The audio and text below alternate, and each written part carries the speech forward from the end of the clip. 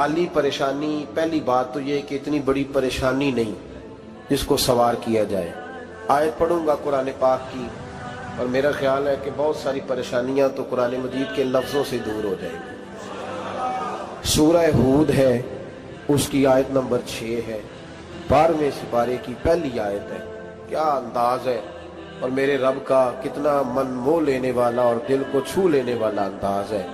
रब करीम ने फरमाया वमा मिन दाब्बतिन फिल अर्द, फरमाया नहीं ज़मीन पर कोई भी ऐसा चलने वाला, ज़मीन पर कोई ऐसा नहीं जो चलता हो, इल्ला अलल्लाहि रिज़्कुहा, जिसका रिज़्क अल्लाह ने अपने ज़िम्मे न लिया हो।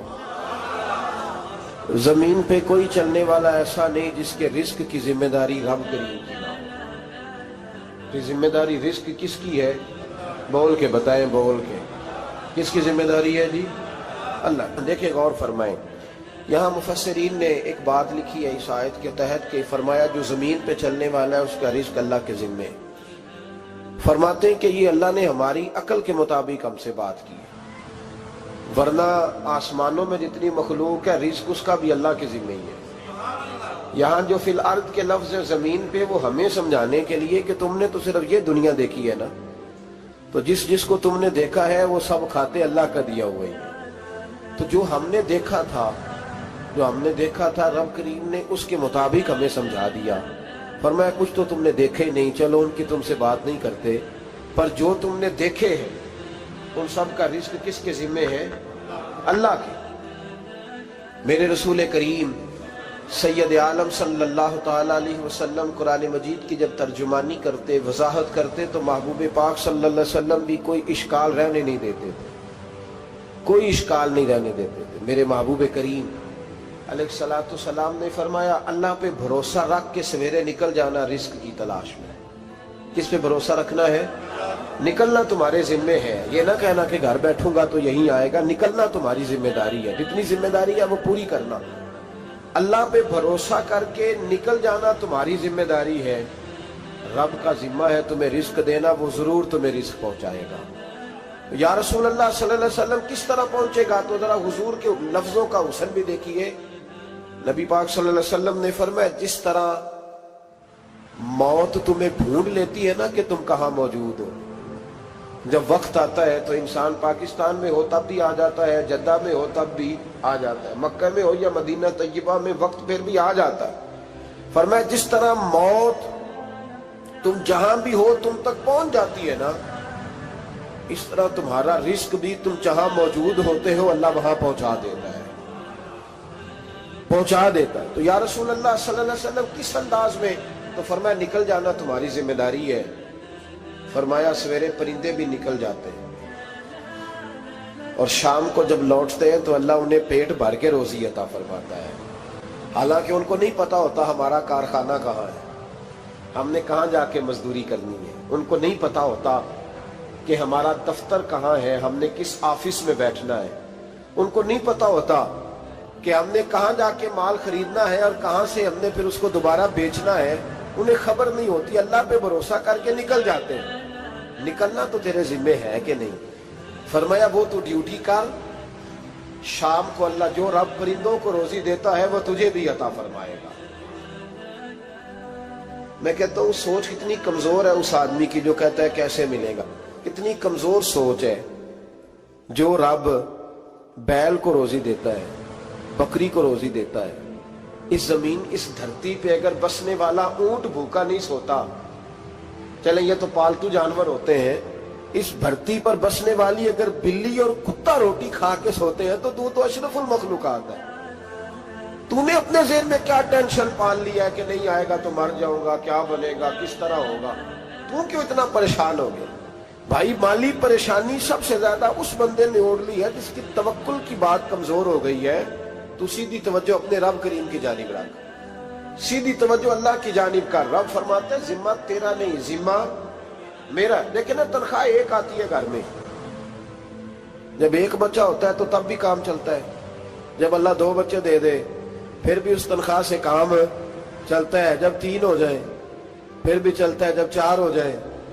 नहीं आप ना भी बोले तो बात तो सही है, बहरहाल काम फिर भी چلے اسی تنخواہ میں سے جب بندہ بڑے بیٹے کی شادی کر کے بہو بیاہ کے لے آئے تو پھر بھی کام چلتا ہے، اور جب اس بیٹے کو اللہ بچے عطا کر دے تو اسی گھر میں، اسی آنگن میں، اسی چھت کے نیچے کام چلتا ہے، تو پھر تو مان جانا کہ چلانے والا تو نہیں، چلانے والا کوئی اور ہے۔ پھر تو مان جا کے چلانے والا کوئی تو اس وقت جب تنخواہ تیری لگی تھی تو کہتا تھا ابا ابھی میری شادی نہ کر، میں بیوی کو کیسے کھلاؤں گا؟ تو وہی شخص ہے جس کی چھت کے نیچے پھر 1.5 درجن پوتے بھی پل رہے اور گزارا ان کا بھی ہو رہا ہے۔ تو رزق کا ذمہ کس کا ہے؟ اللہ کا ذمہ۔ اب ہمیں پتہ ہے پہلی بات تو پریشانی اس لیے اتار دینی چاہیے کہ ذمہ ہمارا ہے ہی نہیں۔ اب دوسری بات یہ کہ ذمہ داری کس کی ہے؟ اللہ حکیم بھی ہے اور علیم بھی ہے، حکیم بھی ہے اور جانتا بھی ہے، اور اسے پتہ بھی ہے کہ دینا کس طرح ہے۔ اب ہم پتہ کیا کہتے ہیں؟ کہتے ہیں وہ جو بندہ پجاروں میں بیٹھا ہے وہاں اسے نہیں بیٹھنا چاہیے تھا، اور میرا حق تھا۔ تجھے زیادہ پتہ ہے کہ اللہ کو؟ بول کے بتا نا، کس کو پتہ زیادہ ہے؟ کیوں جی؟ تو آپ اصل ٹینشن پتہ کب لگتی ہے؟ جب بندے کہتے ہیں نہیں وہ پجاروں میری تھی، میرا حق تھا۔ وہ جب گزرتی ہے نا پاس سے مہران کے تو مہران والا ٹینشن بڑی لیتا ہے، حالانکہ اللہ کو زیادہ پتہ ہے کہ وہ حق۔ ایک بات اپنے ذہن میں یاد رکھ لیں، رٹ لیں کہ جو میرے لیے بہتر تھا میرے رب نے مجھے دے دیا، تو بات ختم ہو گئی۔ بس وصل اچھا ہے نہ فراق اچھا ہے، یار جس حال میں رکھے وہی حال اچھا ہے۔ بس جو میرے حق میں بہتر تھا میرے رب نے مجھے، مسئلہ یہ ہے کہ تو اس پہ راضی ہونے کو تیار نہیں۔ حضرت علی کرم اللہ تعالیٰ وجہ الکریم نے میرے نبی پاک کی ایک حدیث بیان کی ہے، اور جناب علی جب یہ حدیث بیان کیا کرتے تھے تو حضرت مجاہد فرماتے ہیں یوں لگتا تھا کہ جیسے حضرت علی ہمیں ہر پریشانی سے نکال رہے ہیں۔ مولا علی شیر خدا رضی اللہ تعالیٰ عنہ فرماتے ہیں کہ مجھے میرے نبی پاک صلی اللہ علیہ وسلم نے ایک طریقہ دیا تھا ٹینشن فری ہونے کا۔ آپ فرماتے ہیں مجھے تو بڑا راس آیا ہے، تم بھی اگر کر لو گے تو تمہیں بھی فائدہ دے گا۔ کہا وہ کیا؟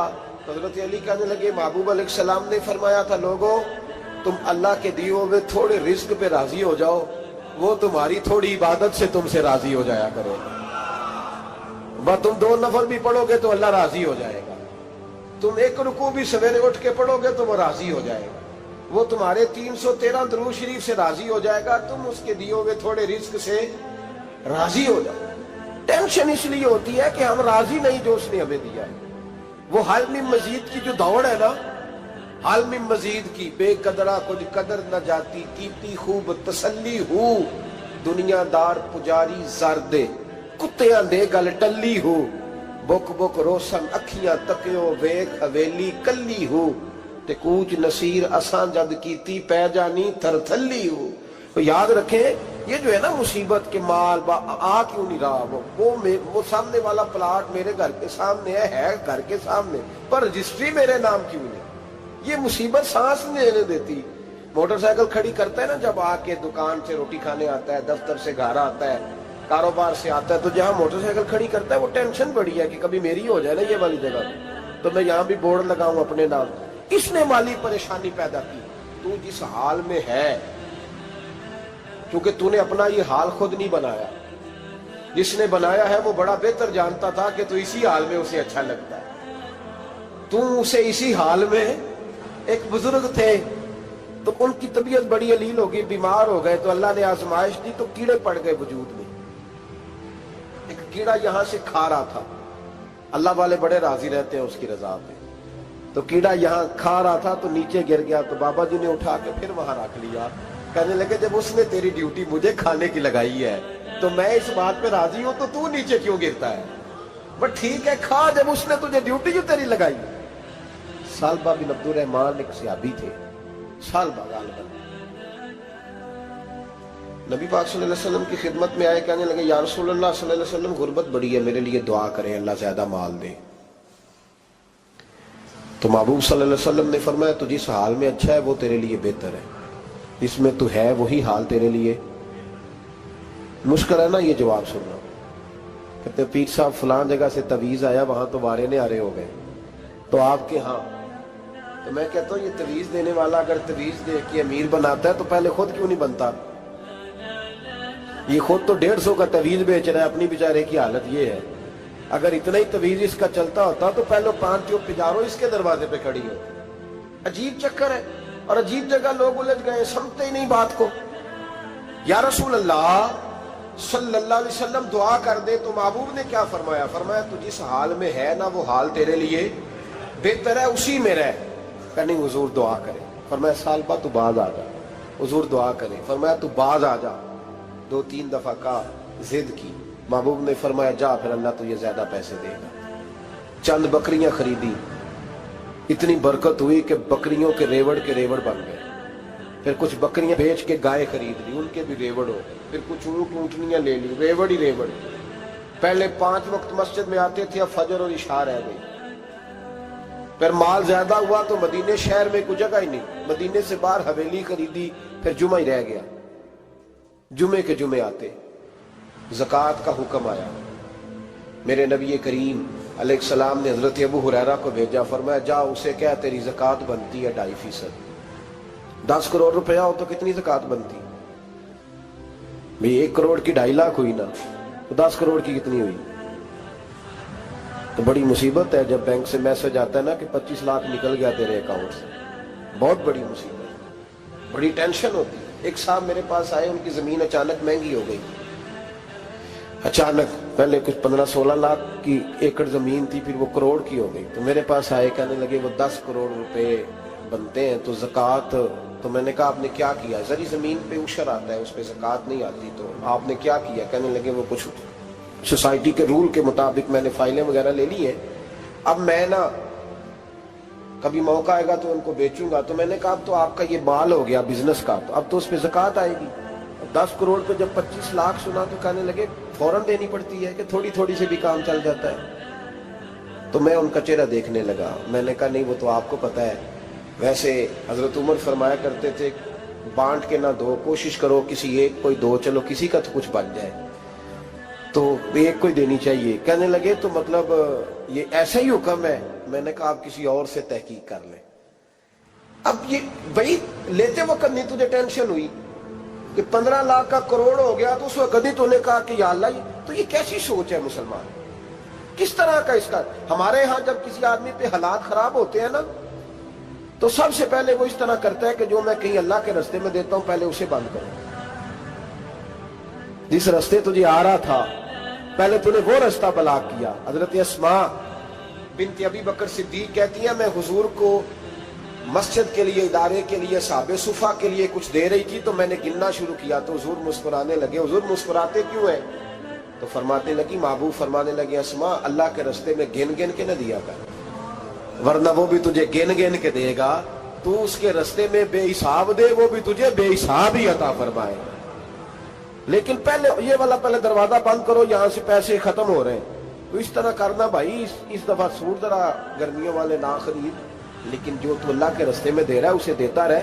لیکن ہم اپنا نقصان کرتے ہیں، زیادتی کرتے ہیں اپنے ساتھ۔ میں نے آپ کو پہلے بھی بتایا تھا پیار کی بولی ہے، پھر بولتا ہوں۔ ایک بڑے بڑے پیار والے دوست ہیں، ایک دفعہ مجھے کہنے لگے کہ آپ کئی دفعہ اعلان کرتے ہیں تو مجھے اچھا نہیں لگتا، اور آپ ادارہ بھی بہت زیادہ بننے والا ہے، بڑی چیزیں میں دیکھتا ہوں جو ہوں تو بڑا نظام اچھا ہو جائے، آپ دعا کریں اللہ مجھے پیسے دے تو میں بڑے سارے خرچ کروں گا اس کے رستے میں۔ تو میں نے کہا یا اللہ اسے 10 کروڑ دے، یہ 9.5 کروڑ تیرے رستے میں دے دے گا۔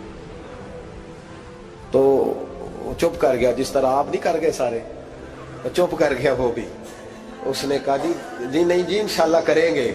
تو میں کیا پلیا جی تے دعا پہ ہوں دیا، ابھی تو وہ آئیں گے تو تب دیکھی جائے گی، تو یہیں اڑ گیا ہے۔ یعنی 9.5 کروڑ اللہ کے رستے میں خرچ کرنے کی دعا پہ بھی آمین کوئی نہیں کہتا کہ چلو آمین ہی کہہ دیں۔ تو میں کہا تینوں تے 50 لاکھ بچتا سی پیا، لیکن تو اس سودے پہ تیار ہے۔ جب یہ سوچ ہوتی ہے، یہ غلط سوچ ہے، یہ بات تو اگر تے مسکرانے والی، لیکن یہ سوچ صحیح نہیں۔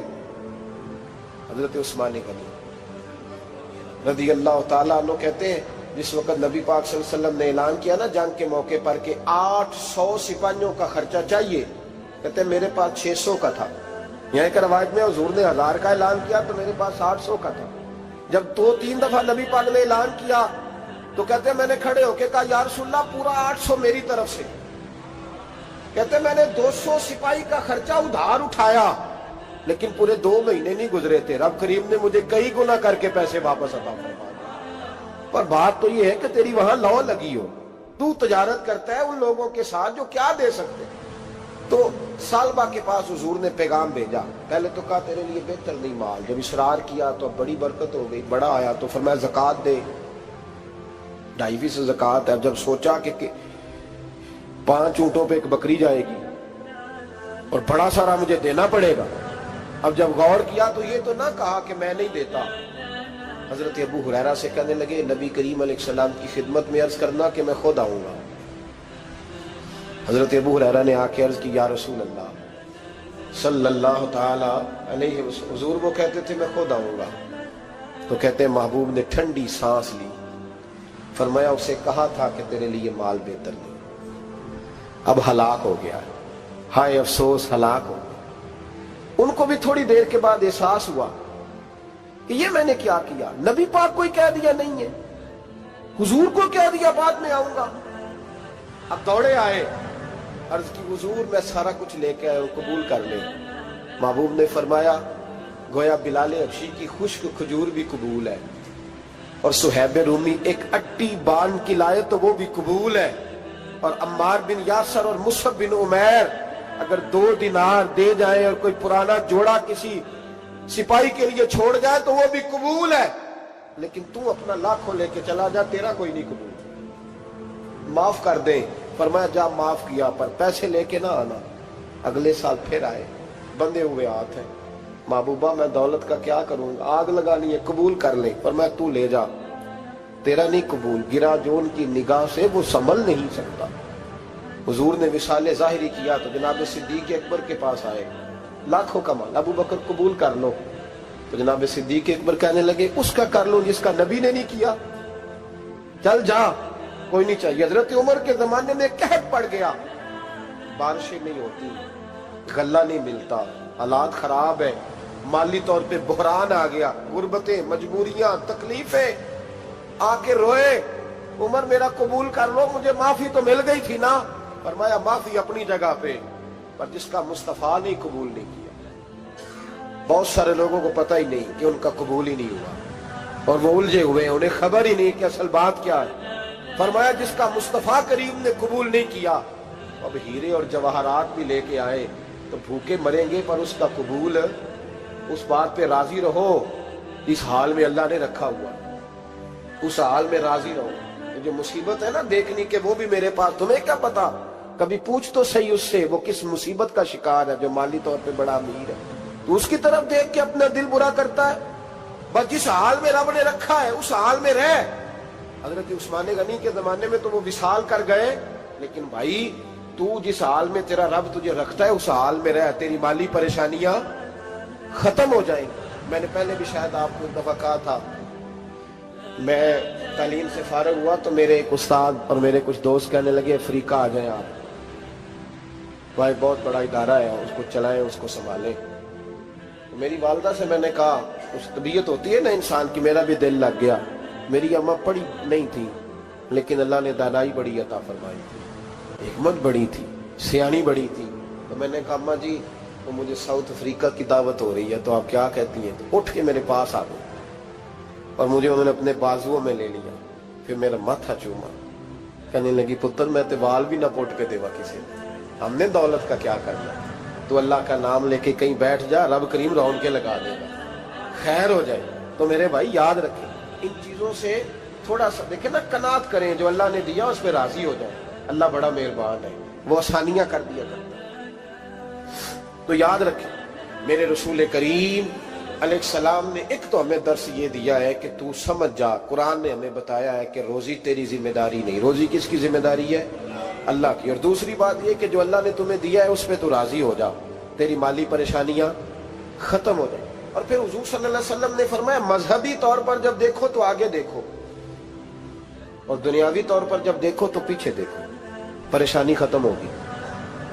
مذہبی طور پر جب دیکھو، جو 5 نمازیں پڑھتا ہے وہ تہجد پڑھنے والے کو دیکھے، اور جو تہجد پڑھتا ہے وہ اشراق چاشت پڑھنے والے کو دیکھے۔ اور جو بندہ اشراق اور چاشت پڑھتا ہے پھر اس کو دیکھے جو سارا دن مصطفیٰ پہ درود پڑھتا ہے. اوپر دیکھے کہ میں نے اور نیک ہونا ہے اور نیک. اور جب مالی معاملہ ہے تو پھر نیچے دیکھ. اگر تو بیٹھا نا پجاروں پہ تو پھر ٹوڈی والے پہ نظر کر اس کا کیا حال ہے. اور اگر تو وہاں بیٹھا ہے تو دیکھ مہران والا بھی تو گاڑی چلا ہی رہا ہے نا. اور اگر تو وہاں ہے تو موٹر سائیکل والا دیکھ. اور تو وہاں ہے تو پھر سائیکل والے پہ نظر. اور اگر تو سائیکل والا ہے تو پیدل والے کو دیکھ. اگر تو کرائے کے مکان میں رہتا تو پھر جھونپڑی والے کو دیکھ. اور اگر تو جھونپڑی میں رہتا ہے تو پھر بھی پریشان نہ ہونا. کچھ ایسے بھی ہیں جنہیں جھونپڑی بھی نصیب نہیں, جو سڑک پہ لیٹے ہوئے. اور اگر تو تندرست ہے نا تو کبھی جا کے اسپتال میں دیکھ حال کیا ہے, لوگ کس حال میں. تو ہم شکر نہیں ادا کرتے. اس کا نقصان کیا ہوتا ہے, نعمتیں چلی جاتی ہیں. اللہ فرماتے ہیں لئن شکرتم لازیدنکم, تو شکر ادا کر میں نعمتوں میں اضافہ کر دوں. تو بھائی مالی پریشانی کا تیسرا سبب یہ ہے کہ ہم دیکھتے ہیں مالی طور پر اوپر, تو پھر ہمیں طبیعت بگڑتی ہے. اور پھر مالی پریشانیوں کے کچھ اور اسباب بھی ہیں.